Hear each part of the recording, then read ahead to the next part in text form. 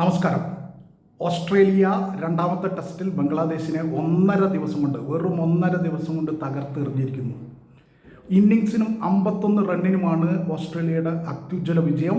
അവർക്ക് വേണ്ടി മത്സരത്തിൽ ഒട്ടാകെ മിച്ചൽ സ്റ്റാർക്ക് 10 വിക്കറ്റ് വീഴ്ത്തി. ആദ്യ ഇന്നിങ്സിൽ 6ഉം രണ്ടാമത്തെ ഇന്നിങ്സിൽ 4 വിക്കറ്റ് വീഴ്ത്തി.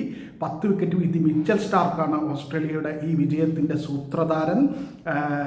ബംഗ്ലാദേശിനെ സംബന്ധിച്ചിടത്തോളം ആദ്യ ഇന്നിങ്സിൽ 64 റണ്ണിന് പുറത്തായ ബംഗ്ലാദേശ് രണ്ടാം ഇന്നിങ്സിൽ കുറച്ച് മെച്ചപ്പെട്ട് കളിക്കുമെന്ന് പ്രതീക്ഷിച്ചെങ്കിലും 95 റണ്ണിന് എല്ലാവരും പുറത്തായി.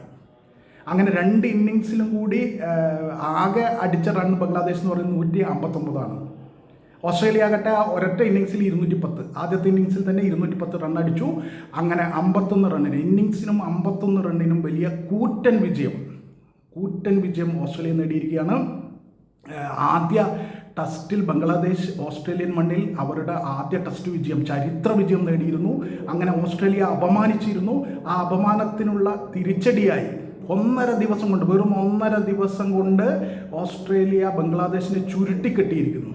ഒരു ഇന്നിങ്സിന് 51 റണ്ണിനും കളി ജയിക്കുക ഒന്നര ദിവസം കൊണ്ട് എന്ന് പറയുന്നത് അസാധാരണമായ ഒരു നേട്ടമാണ്. രണ്ടാമത്തെ ഇന്നിങ്സിൽ മിച്ചൽ സ്റ്റാർക്ക് 4 വിക്കറ്റ് വീഴ്ത്തിയപ്പോൾ നദാൻ ലിയോൺ 3 വിക്കറ്റ് വീഴ്ത്തി.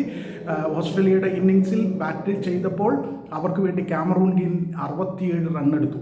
അതായിരുന്നു ടോപ്പ് സ്കോറർ.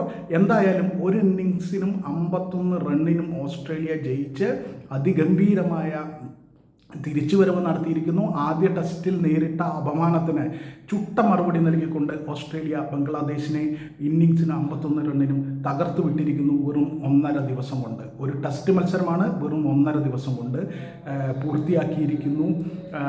അവരെ സംബന്ധിച്ചിടത്തോളം, ഓസ്ട്രേലിയയെ സംബന്ധിച്ചിടത്തോളം ഇതൊരു പകരം വീട്ടൽ തന്നെയാണ്. അവർ അതിനെ അങ്ങനെ തന്നെയായിരിക്കും കാണുന്നുണ്ടാവുക എന്നത് ഉറപ്പാണ്.